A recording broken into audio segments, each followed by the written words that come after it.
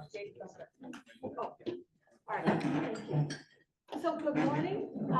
Thank you all for being here. We'll call to order the first meeting of January of the Continuum of Care Board of Directors. My name is Kathleen Beckman. I'm chair of the executive committee of the CoC, of the Continuum of Care. Thank you all for being here. Just want to make a housekeeping announcement. The bathrooms are over here if you need to go to the bathroom. We have members that are on line. This is our first meeting, hybrid meeting for quorum.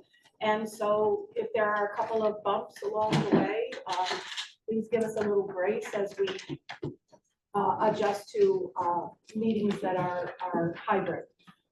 So we have members online, obviously. I want to introduce Victoria Kelly, who is she's got a very fancy title with the HLA and does a whole lot. Victoria, what's your title at the HLA? Senior Manager Advancement and Strategy. Advancement Strategy. So she's coordinated this meeting, and she does a lot with our lead agency, the Homeless Leadership Alliance. I wanted to take just a moment to, first of all, thank all those people, and many of you probably here had some role in it, who volunteered over the last 3 days, 3 nights, with our cold night shelters in Pinellas County. We had hundreds of people show up. I volunteered in the Clearwater one at First United Methodist Church, and we were at capacity each night and had some overflow, so over 100 people there. I know Gary worked all 3 nights as well. So thank you to all who contributed or organized or volunteered. That's really critical. I also wanted to take a moment, and others can chime in if we want to on the board, especially to thank our former chair, our immediate past chair of the CoC, Sean King, who served in a transition role for the last year, and he's now off that executive board and is probably attending virtually. But I wanted to thank him for all of his service and leadership in the CoC over the last few years. Anybody want to say anything more about Sean for right now? But he knows we're greatly appreciative. We love Sean. Sean's been amazing. And he continues to be a resource that we can reach out to, especially for historical perspective. But he won't be, sitting up there. I might go. I'm organized like Sean. Oh, yeah. Either. Sean. Yeah. Either. All right. I think what I'd like to do you want to do, I know we don't have it on the agenda, but do you want to do for this hybrid a roll call for the board of directors attendance, or how are we going to do that?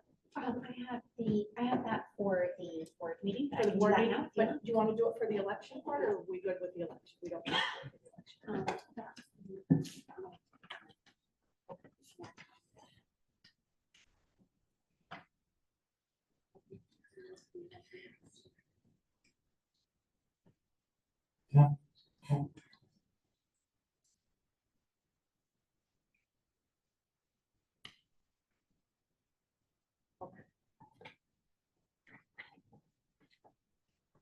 Oh, we need to use them. Okay.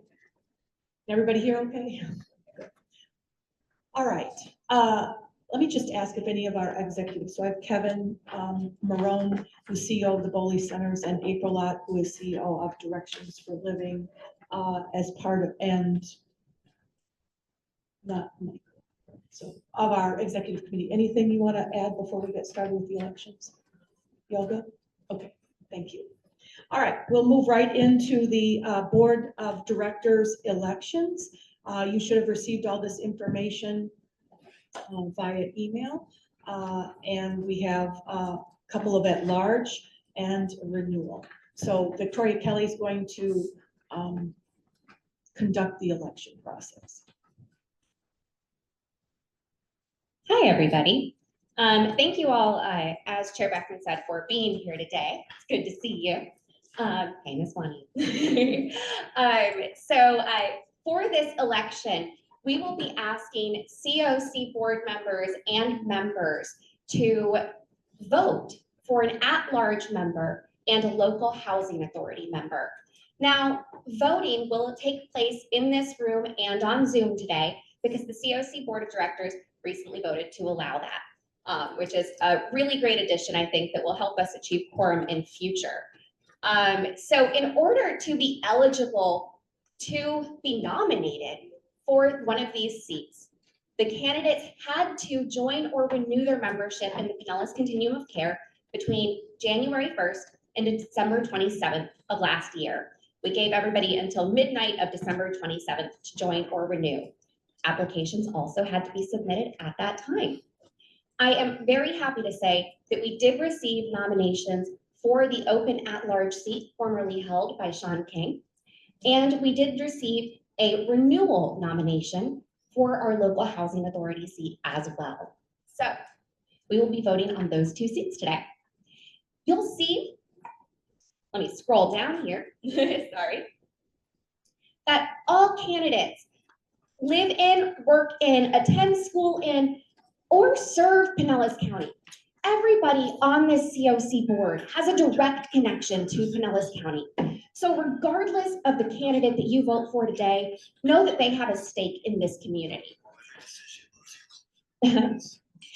For the election process, we will review this in groups. So like I said, we received nominations for 2 categories. So we'll review those in groups. We will start with the at-large member, and then we will go to the local housing authority member. Each candidate will be given 3 minutes to speak. During that time, they can also answer questions or have an advocate speak on their behalf. Once that is done, we will go ahead and do a vote. That vote, as we don't have quorum today, will then be sent to the board of directors at about 10 o'clock today for a formal vote of approval. So CoC members will have a say in who is on the board of directors in 2025. These terms that we are electing will be 2 years, and our elected board members can serve a maximum of 3 consecutive 2-year terms before having to term off for at least 1 year. Any questions about that before I move forward? All right, I just want to make sure that I'm taking a moment for anybody who needs it. So now we'll talk about our nominations. Like I said, we received a few nominations, 2 for at-large and 1 for our local housing authority seat. We also asked for nominations for a non-entitlement community seat. We have 2 of those. What on earth is a non-entitlement community? Well, it's really just a community that isn't Tarpon Springs, Pinellas Park, Largo, Clearwater, or the city of St. Petersburg, or Pinellas County. If you are a leader within that community, please consider joining the CoC in that seat. If you are friends with a leader from that community, please consider joining the CoC in that seat. So we also have the business seat. We have 1 open business seat as well that we didn't receive a nomination for this year. But that's okay. So we have 3 open seats that we haven't received a nomination for. You don't have to wait until next January to join the CoC board. If this is the right seat for you, you can still submit a nomination. Make sure you're a 2025 CoC member. And you can submit a nomination that will then go to this group up here for review. And if appropriate, they will vote to appoint you into that seat. So there are still opportunities to fill those seats on this board this year. Okay, now we'll talk about our nominees.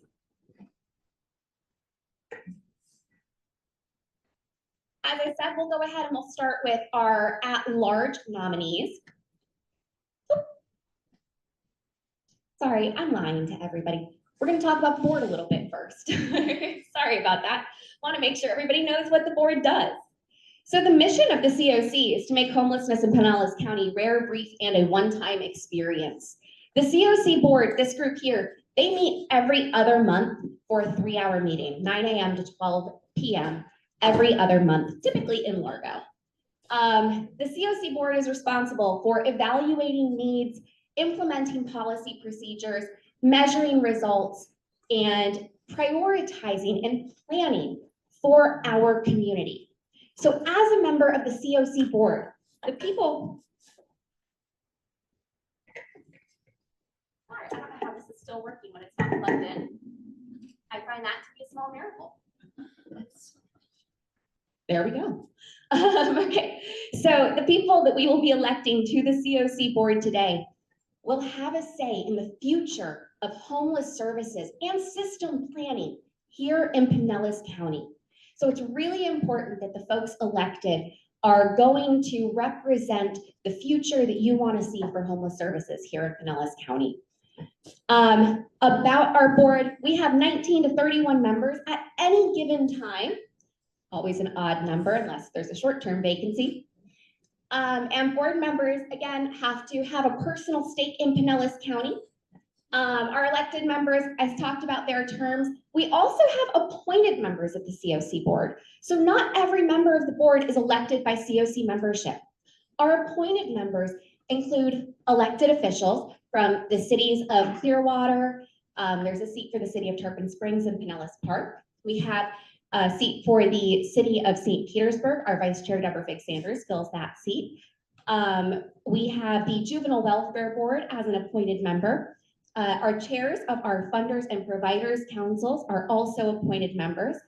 And so we do that to ensure a robust diversity in membership and in leadership here in the Pinellas CoC, and to ensure that our work is really and truly impacting our community in tangible ways. So I gotta thank everybody who is here to vote for the board. And I also have to thank our board, who does put in quite a bit of work throughout the year to both here and in their actual jobs, where they also typically all work to fight to end homelessness. In the CoC, we have leaders. So it's not just the board. A board always has a chair. You've already met our chair over here, Ms. Chair Kathleen Beckman. Our Vice Chair, Deborah Fix-Sanders, Councilmember Deborah Fix-Sanders, is not with us today, but she is Vice Chair. Our Secretary is Ms. April Lott, who is up for re-election during our board meeting today. So those are the leaders within the CoC. And we have an executive committee for this board here. And that includes both our chair and our secretary, our vice chair, our providers council chair, our funders council chair, and a lived experience seat. And that group really works to plan the future of the board. So I know I gave everybody a lot of information. I also know I gave you a lot of information that you might not retain. Don't worry, there's not going to be a pop quiz at the end of this. But does anybody have any questions before we move forward? All right. There is a list of all of the membership types and who currently holds them in the packet in case you want to see them. That is available online, and board members will have received it in email as well. There's also the CoC membership brochure, because what on earth do we do here as CoC members? We elect the board, but what else do we do? Largely, well, we work together on a lot of projects.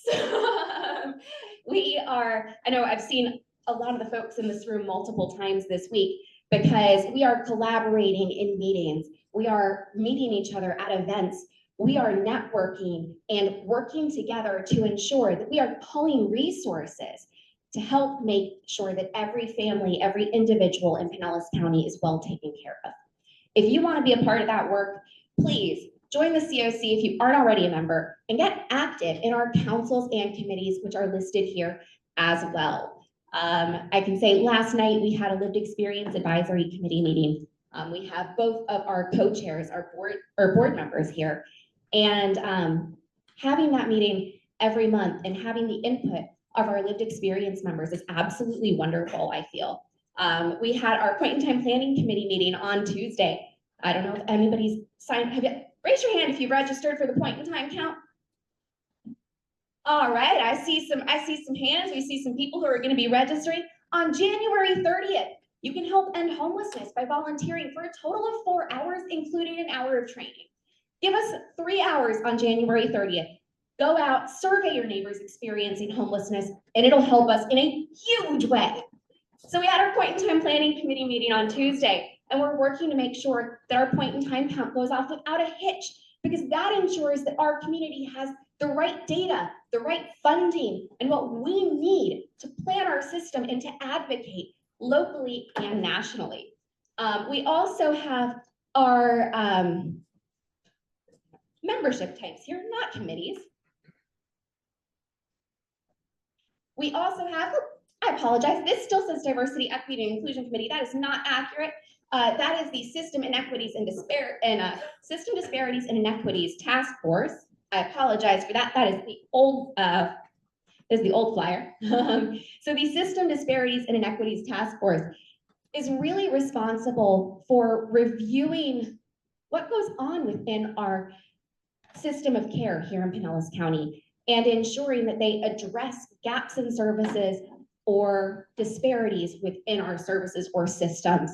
Our advocacy committee is our newest committee, and we have Chair Beckman here chairs it, and Ms. Anne Marie Winter is our vice chair of that committee. And they are responsible for advocating on behalf of the CoC. That's a great committee to join if you're looking to get involved. Then, of course, we have our Data and System Performance Committee, which is chaired by Mr. Sam Picard here. They go through a lot of numbers, a lot of really important numbers, so that we know what on earth is actually happening within our system. And we also have, of course, our Funders Council. And I don't see our vice chair here today, but Arrow Woodard with the City of Largo is vice chair of our Funders Council. And the Funders Council and our Providers Council, and we have Chair Kevin Marone here and Vice Chair April Lott here as well as our service experts. The Providers and Funders Councils work together to really, again, system plan here in Pinellas County. Do we have what we need for our community? And if not, how can we make sure that we get it? And that's really the purpose of those two groups. So there you go. Now you know what happens here in the CoC, how you can be involved, and how these folks here are working to make a difference. It's not just getting together and talking. We are really working in all of these meetings to make actionable change. Any questions? All right.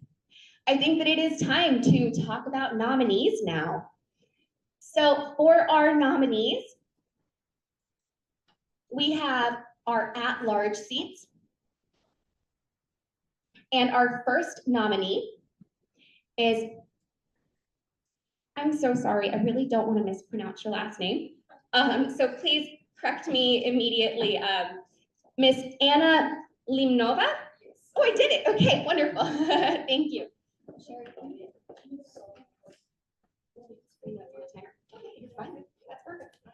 Okay, so Miss Anna here is she is running for our at-large membership, and she will have 3 minutes to talk to you about her qualifications, and if time allows, answer questions that you may have as well. So, you have 3 minutes on the timer? Almost. She didn't know I was gonna give her a job.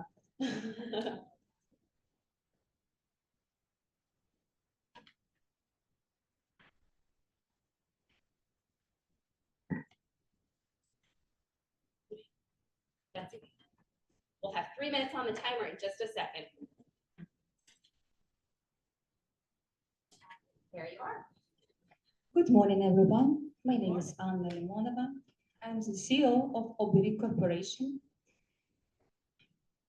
And I'm really, truly honored to be considered for a spot of the board of directors of CoC, Pinellas Continuum of Care. My journey here has not been easy. After losing my husband in the war in Ukraine, I arrived in this country with my 2 children on the lap, having nothing but the clothes in our bags. Despite everything, I promised myself and my children that we would survive and make a difference. Since then, I worked tirelessly to help others in similar situations. I bought a huge building. It was abandoned. I renovated, and now we have 60 people living there. We have building in Pinellas Park. All of whom received free shelter, food, and support. It's very important. And I'm proud what I've built. But I know that work isn't done yet. At Oberoi Corporation, we provide housing, support for families, for refugees, and anyone who needs help. We offer a safe place to live and the resources to rebuild their lives. I'm deeply passionate about this mission because I've seen how important it is to have a place to call home. I'm a registered nurse here, and I was previously a pediatrician in Ukraine. I've learned how healthcare can bring stability, and I'm committed to providing that to those who need it. I also have experience in the businesses such as assisted living facilities, car dealership, nursing homes, as well as managing children summer camp in Ukraine, Kherson, but it was destroyed, you know, it is what it is. I know the challenges to find a place to live when you have nothing. I want to be part of the solution to homelessness here in Pinellas County. I want to help everyone and ensure that no one left behind. So thank you. Thank you very, very much.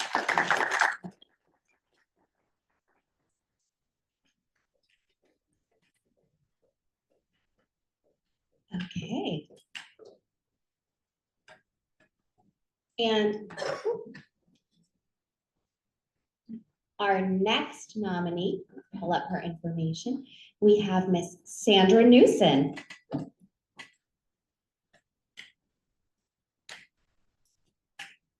Thank you.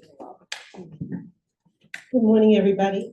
My name is Sandra Newson, and I can speak about my professional role and then in my personal role. I'm currently a resident of Pinellas County. I moved to St. Pete about 2 years ago with my family from Miami. I consider it my pre-retirement journey to St. Pete, but I have fallen in love with this community, and about 2 years ago or so, I got involved with the CoC Board with the City of St. Pete, the Committee for Persons with Impairment, and I have really been astounded by the work of St. Pete and the City of St. Pete on how they address not just people with disabilities, but also really intentional efforts to address housing. My professional life is the Vice President of Resident Services, and I realize I have my back to people, so excuse me, I'm gonna move over. Is a Vice President of Resident Services with CAR4 Supportive Housing. We are one of the largest nonprofit developers in the state of Florida. We develop affordable housing and also run operations through our property management entity, as well as run services. My job for the past 20 or so years has been to oversee the services department and navigate all of the complexities of funding, to secure funding through the NOFO and the CoC. We have about, I oversee a budget of $15 million of NOFA funding, as well as Section 8 funding and various resources. Anyone who develops affordable housing knows that you have to layer many different subsidies to get dollars into these much needed buildings. So in my role, I have been involved in the Miami-Dade CoC as a board member for many years. I'm on the advisory committee for the Brevard County CoC in my role as CAR4 because those are the areas we're developing, and we're now become a statewide organization. We have not yet come to Pinellas County. Our intention is to do so at some point and hopefully in collaboration with Boley Center. We are very similar in the type of work that we do and have worked through our partnerships in other coalition type work over the years. So we're very familiar with that part of it. I think my other role is the president of the Florida Supportive Housing Coalition. We are a statewide advocacy group promoting the advancement of permanent supportive housing across the state of Florida, because we know that supportive housing works for even the folks with the most complex housing needs.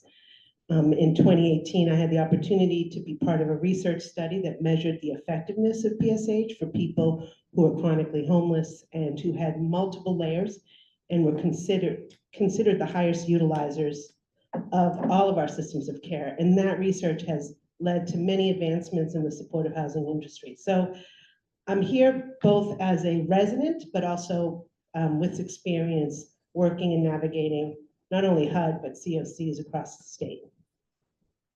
Thank you very, very much. I appreciate that.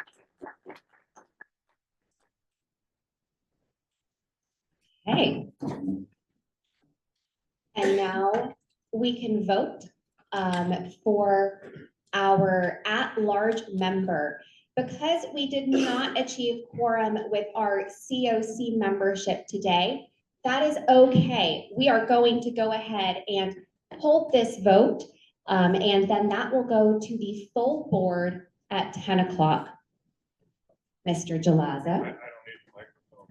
I would just encourage, since we only have one seat open, whoever doesn't get voted to either join the Providers Council or join the Funders Council. Don't take it as we don't want you. We want, this is a solution. This is a problem that needs everyone's work, everyone's solution. I learned about a new organization this morning. Thank you for your work. But all the expertise, I just would encourage anyone who isn't elected to really get engaged in Providers Council, Funders Council, any of the committees, or coming to these board meetings. So thank you for your willingness to serve. Absolutely, I would second that. I also have a brief question.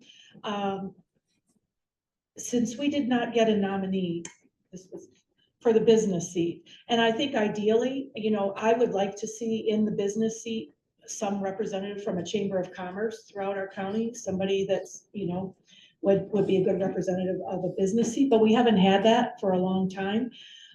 Is there any way that Sandra or Anna's application could fit into a business seat? Anna has a nonprofit, but is it a business? And Sandra represents a type of developer. Could either one of those fit into the business seat? Just asking. As the seat is written in the charter, it is for a representative of a business, and that I would honestly have to ask our attorney to be 100% clear. He is not on the line with us right now. My understanding of the charter is that that would be one of the for-profit business members. However, I don't want to answer affirmatively or negatively without that direction. All right, then in that case, sorry. Aaron is on the line and he has his hand up. Okay, Aaron is the appointed interim CEO of our lead agency that runs this, that is contracted to run. So he is also an attorney. So go ahead, Aaron. Hi, good morning, everyone. My understanding of reading it is I think both could qualify. I would like to do a review, and I will send some information to the executive committee, who can then send some information to both of the candidates. But I believe it could qualify. That's a great question, Chairman Beck, or Chairwoman Beckman, and we will provide that information. So do we want to proceed with the election, elect a member to that at-large seat with the understanding that whoever is not elected, we're working very hard to get you onto the board and appreciate your interest. Chair Beckman, there is another question on the board. Madam Chair, I thank you. Before we move forward with the vote, I just wanted to publicly say thank you both women for your interest and your passion and for applying.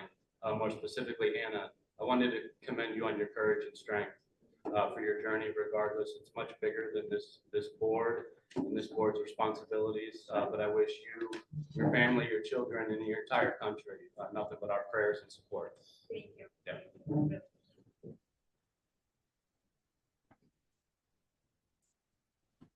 All right, you can continue, Victoria, with the conducting the election. Thanks. Okay. So as we move forward, I believe Aaron might be looking into the charter right now as he sits there. So as we move forward, we will go ahead and we will hold a vote for the at-large seat. So regardless of what happens in the future, we have one seat for an at-large member of the Pinellas Continuum of Care. This member, like every other member, will be asked to attend bi-monthly meetings and influence system-level policies here in Pinellas County in our efforts to end homelessness. So, in order for us to hold this vote, we will need a motion, a nomination from the floor, and then we will hold a vote from there. So, Do we have a motion for filling the at-large position? the motion would be to accept either Ms. Anna or Ms. Sandra's nomination. Board members may also make motions. My motion, Anna, this is my first time meeting you, and you have a very, thank you. Anna, this is my first time meeting you and knowing about your journey and your organization. And I, as said earlier here, I think there's a place for you here, whether it's today, whether it's tomorrow or next week. Given the current transition of the CoC and some leadership changes, we really desperately need someone that has strong CoC background and experience, and Sandra comes with a lot of that, and I want to make sure that we secure some of that experience onto our board. But I want to preference that with, staying involved, joining Providers Council, because there are 4 seats on Providers Council that would allow you to join this board. So I would like to make the motion for Sandra. I'll second that motion. Okay, so for the record, Kevin Marone made the motion and Anne Marie Winters seconded the motion to accept Ms. Sandra's nomination. Do we have any points of discussion that we would like to make here as a group? Members, you are welcome to weigh in. You are welcome to be part of this discussion. So if there are additional questions or issues that you would like to bring up, this is a great time to do so. Hey, thank you. I guess the only thing that would concern me is that, Sandra, you said this was a pre-retirement. So someone that's, 32 has been here for, over a decade. I don't want somebody who's going to step into this role and look at it as a pre-retirement gig. I want someone that looks at it, that wants to take it 120, 30% to really solve the issues here, not someone that's just coasting into retirement. So that would be my concern.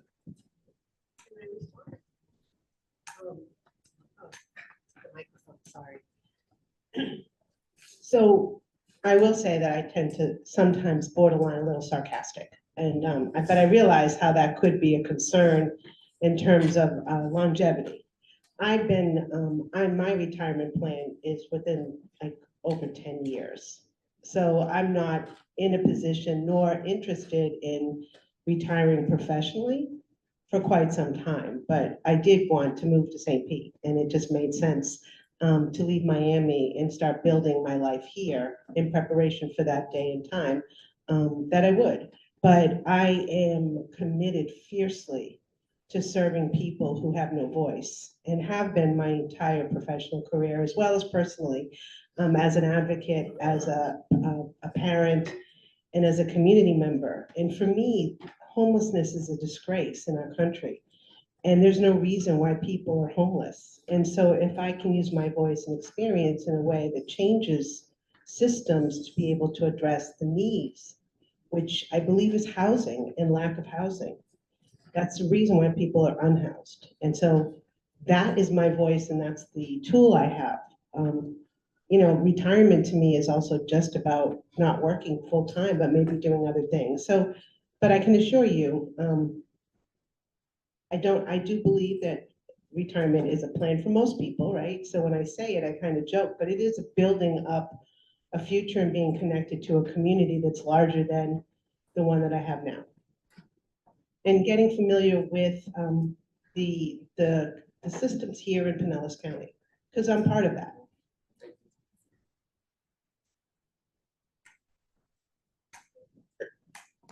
Does that answer your question and concern? Excellent. Any other questions or items for discussion? Okay, then Madam Chair? Madam Chair, I'll go ahead and follow up with that. It's not necessarily a question. I guess what I would say is I do support the motion in the second, and the reason being system level policies and experience is probably vitally important in filling this role. But I also say that a nonprofit is without a doubt a business. I think that should be probably simply clarified. And then having the asset of a young woman who not only started a business from the ground up, but have grown it to over 60 plus employees and has a successful track record with that. If we're valuing experience, that's pretty experience on taking that path. So I would somehow recommend in moving that direction immediately following if possible. thank you. April? I also want to reiterate what some of the other service provider experts from Providers Council has said, and I've said this at every election board meeting that has occurred, and that is that if you are a service provider, the place for you is Providers Council. I get concerned when we believe that the only place to have impact is at the board meeting as opposed to where the action and the work actually takes place. So I would strongly encourage you to immediately follow this meeting with an application to the Providers Council, because that's where we need you. And that is where your voice and your experience, your knowledge, your history, all of that will become very, very helpful to solving and ending and preventing homelessness in Pinellas County. So I really do want to encourage that. That is where we need you. And as Kevin said earlier, from the Providers Council, there are 4 service expert seats that ultimately get nominated and voted on to sit at this table. And so I just want to say that to you, that I would love to have you there. I just wanted to comment that I really feel appreciative that we have 2 accomplished women who want to be part of this board, who want to bring their expertise and experience, care, and compassion. I think that there are other COCs who would be envious of the position that we are in now, to select from 2 very, very competent, professional, accomplished women with journeys that have helped countless people throughout their lives. So I just want to say that thank you both for your interest and for your desire to serve our community. Thank you. I would absolutely echo that, especially, you know, your knowledge of the refugee community, which we don't have represented. We absolutely need that and would appreciate that very, very much. So it was striking to see the 2 phenomenal applications, really was. So thank you. And thank you for being here to speak as well. It's incredibly impactful. Anyone else? Oh, Michael? Sorry. To be quick and to respond, I run a nonprofit and I've actually made a similar argument about we're a business and that could be a business seat. But I do think that over time, what I've come to agree with is we need the business community who isn't specifically a provider to be represented on this board. That we need, you know, and I agree that we've been chasing people from a chamber of commerce or other representatives like that, because our solutions for like the camping bill, for example, a lot of that was, the anti-camping bill was written because of business owners who had concerns about people who were publicly sleeping. Having their representation on this board, even if we don't always agree, I think is hugely important. So I do think that I think I term out believe this year as one of the 4 spots on this board from the Providers Council. So there'll be an opportunity, if not today, for another provider to take the seat that I'm in. I believe Lariana as well. So I do think that that is probably the right pathway, because I still think that, you know, one of the complaints we have generally as a board, that there are certain individuals in our community, in the county, who need to be represented here. And I'll use Anne Marie as an example. You know, her being at this table, and I'm sure she doesn't love me because I kept badgering her to join this board. But the population that the Area Agency on Aging works with is so crucial to be at this table, and we have to expand that. And that would be my only concern, because I do agree with you. But my concern is that we need more representatives who aren't providers, who also run businesses, to bring that perspective to this board.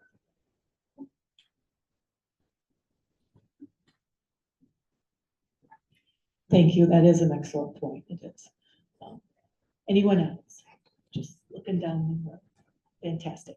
All right, so we have a motion and a second for Sandra Newsom to fill the at-large position. So I will call a vote, and I don't know how you want to do it online, but are we just a vote of raise of our hands, correct? Yes, a vote of the majority. So all those in favor for Sandra Newsom for the at-large position? Online, if you could please say yay or yes, or accept in the chat, if you could please indicate, or no, or abstain. Are you gonna count?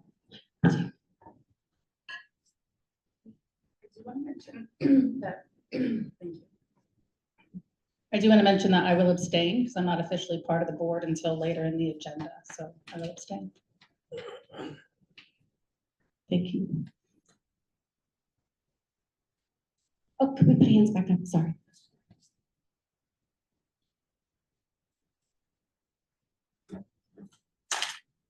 Okay, thank you. And all those who are opposed? Okay. Any opposals online? And would anybody else like to abstain for the record? Yeah, I also believe I'm not technically officially part of the board till 10:15, so I don't think I can even abstain because I'm not a part of the board, but. This is a member vote. Yep, it's a member vote. You are the City of Clearwater's representative, and as well, this time, you are the city.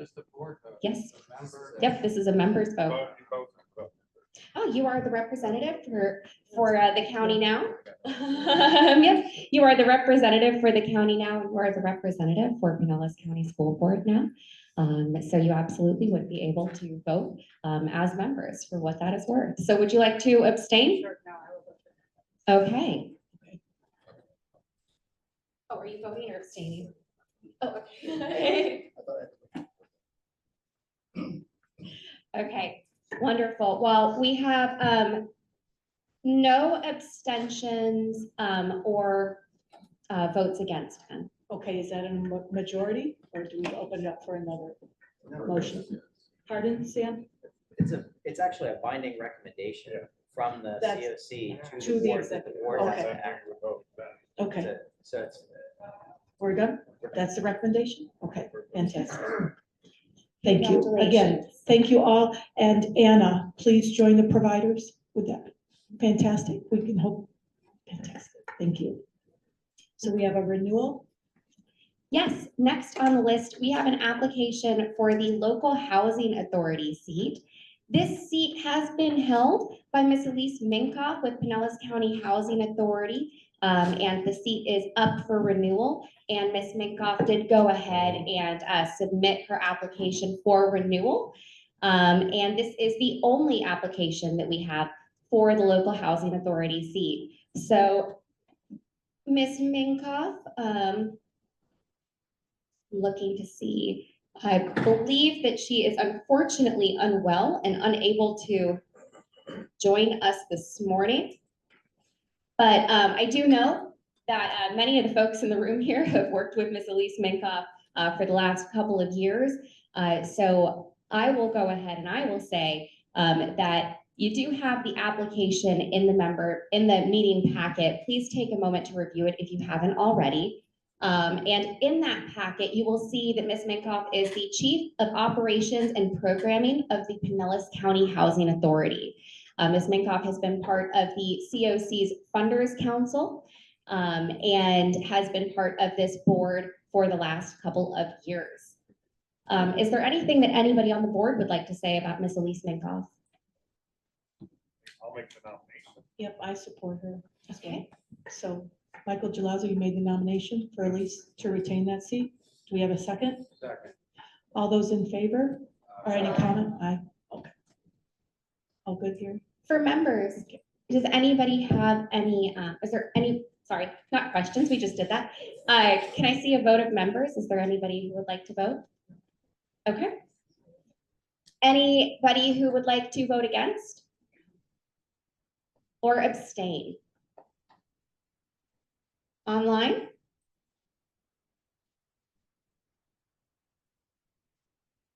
Okay. Not seeing any one online. Oh, and there you are, Elise. You are with us. Elise, did you want to speak?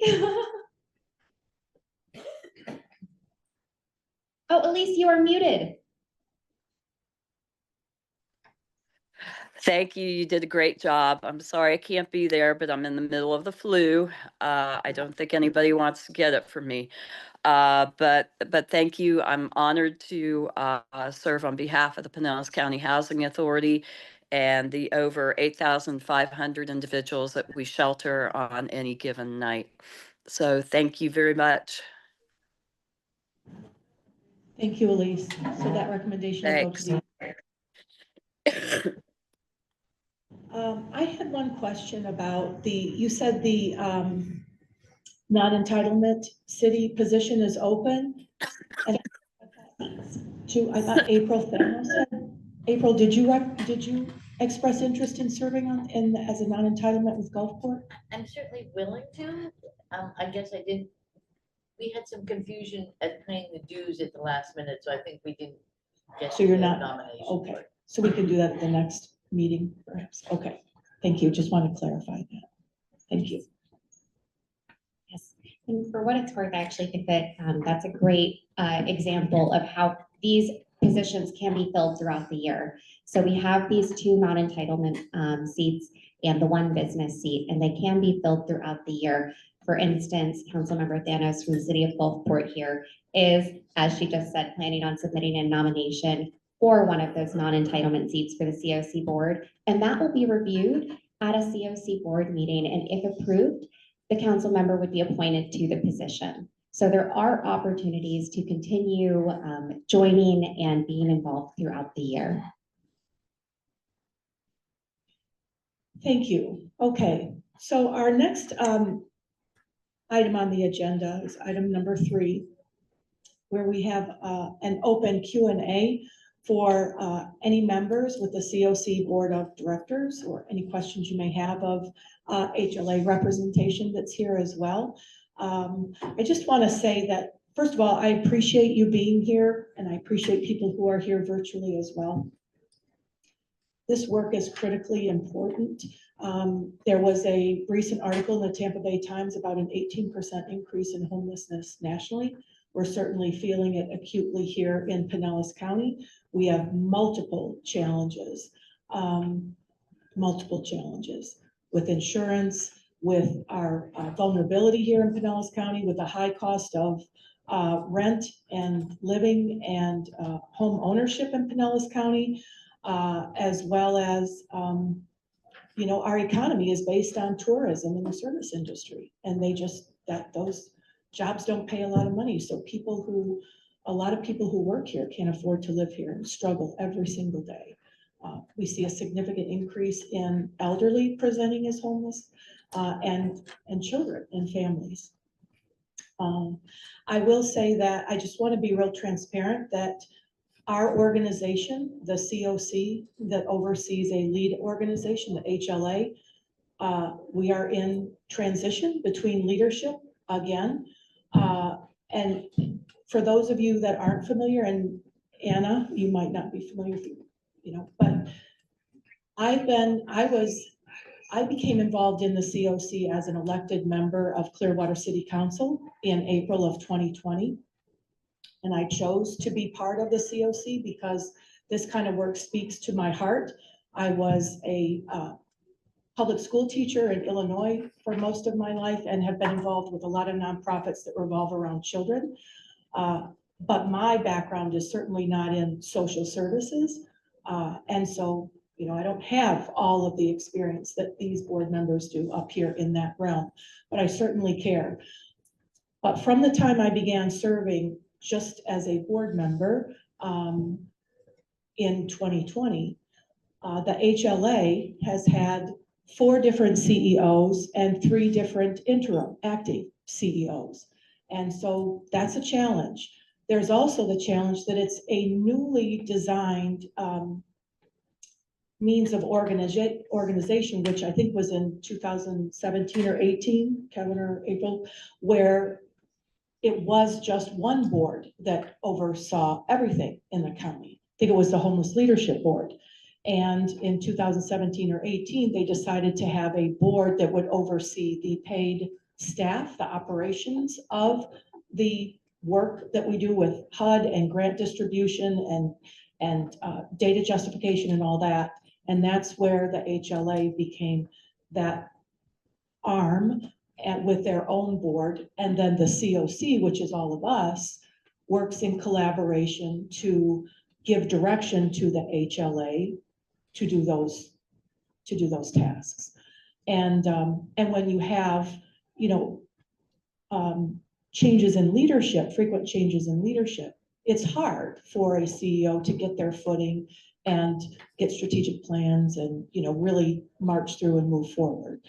So we are in a period of transition right now. We have, the HLA has an appointed interim CEO who is Aaron Smith, who's on the line, who lives in Pinellas County and has impressively some lived experience of being homeless as a child, and he's also an attorney. So we appreciate him stepping into that role. But, you know, the HLA needs to get a very competent, experienced leader that will take us through this transition and stay in that position and really give stability and help us with these really daunting challenges here in Pinellas County and in Florida. So with that said, I certainly want to say, the staff of the HLA who has been there and is doing the work with multiple bosses. That's got to be incredibly challenging. And I think that, you know, this is an opportunity to really set firm direction and approve new leadership and make 2025 a really good year to get strong foundations going. And so I just wanted to say that as part of the executive committee because it's been incredibly stressful. It really has. But we stay with it. And I'm going to say, we need you. I need you. I really do. I need all of your expertise as we continue this important. Victoria, I see that you're making your way out of the room, but can I just ask real quick a couple of questions? One, what is our total current membership? And do we have quorum with our membership today? And if not, what is quorum? Can you give us just some kind of the basics data? I can. Unfortunately, I just got an alert that my computer computer is gonna start updating and it's going to restart really soon. So I'm trying desperately to get the other computer up so we don't get kicked off of Zoom here. So it's okay if I can pull that information, once I get this set up. Sorry, unexpected tech problem. Sure. Thank you, sorry.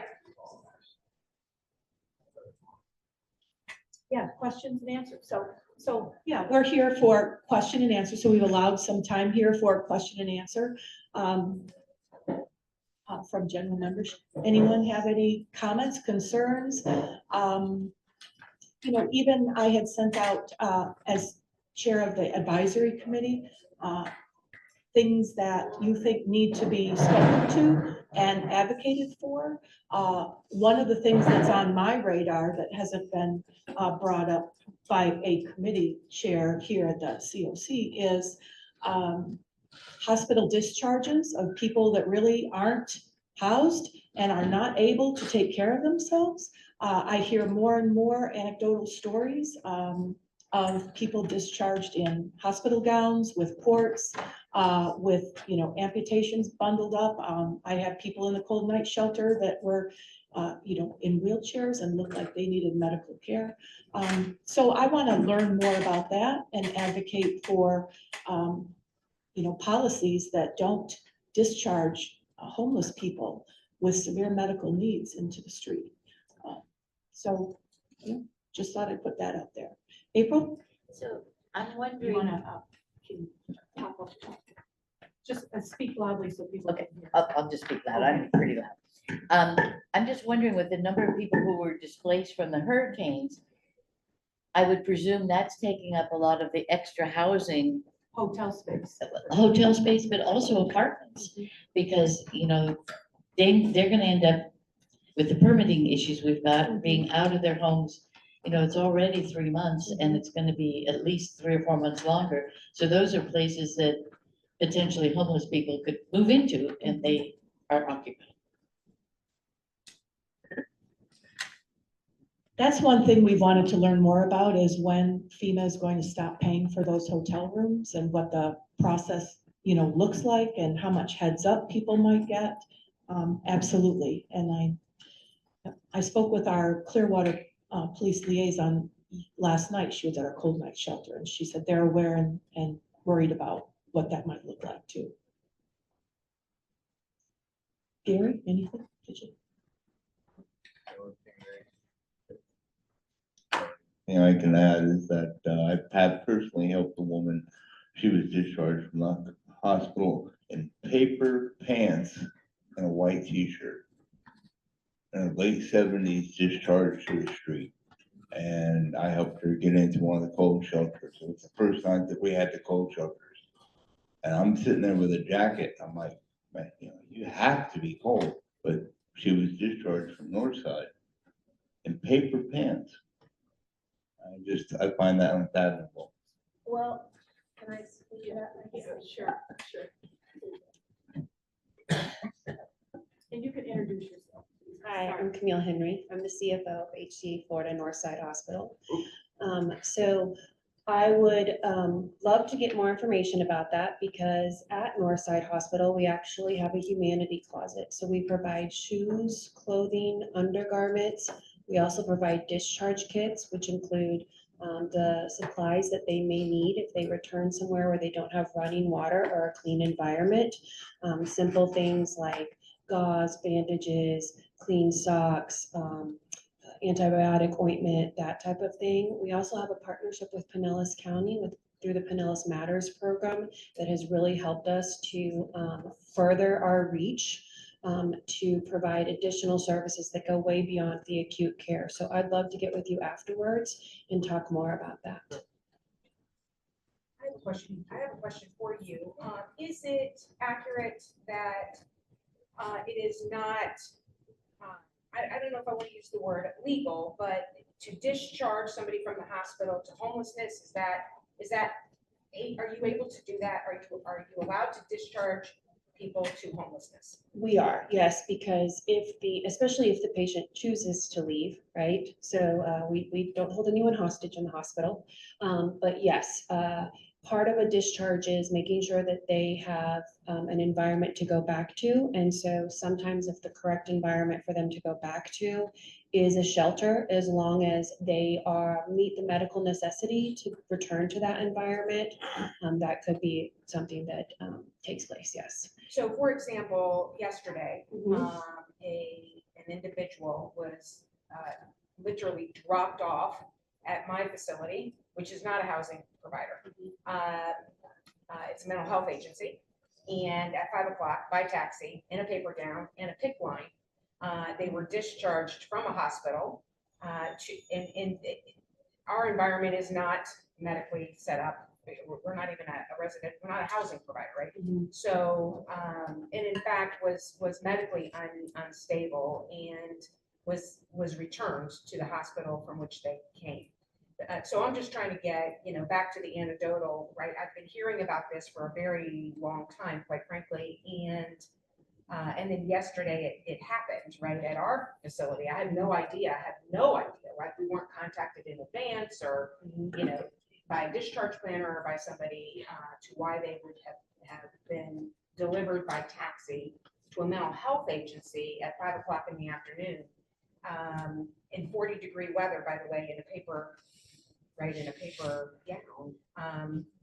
Anyway, so we're going to try to get our hands around, but I just wanted to know, from a hospital representative perspective, if it's legal, if that's the right word, or if it's, by policy, or if it's like individual hospitals can have their own So policy. legally, the terminology would be that they need to be discharged to a safe environment. Okay. And so there are medical necessities that have to be met. And that depends on if they're going to go to a skilled nursing facility, if they can return home, if they need home health care. I mean, there's all different types of levels of discharges. And so, but keep in mind also some of it is patient driven, right? So legally, the patient has the choice to determine all of their care, including their discharge plan. So they can go against medical advice. My advice in that scenario would be, one, to reach out to the facility immediately that they came from in order to find out, how they left and how they got there and, what happened as far as that goes. And then also, if you feel like they didn't get the right care at the facility that they came from, maybe find a different facility for them to go to. But there is an option for somebody to, not necessarily against medical advice, but where a discharge planner, this is a clarifying question, a discharge planner could make a decision that discharging someone to the streets, not to a shelter, but to the streets, is an appropriate discharge. Yes, because plan. if they have absolutely no medical need. Okay. So for example, if you come into the hospital because you have the flu and we treat you for the flu, and then you no longer have the flu, we can't continue to provide care because there's no care needed. And so then at that time, it would be up to the patient and the case manager to determine, where they'd like to go next.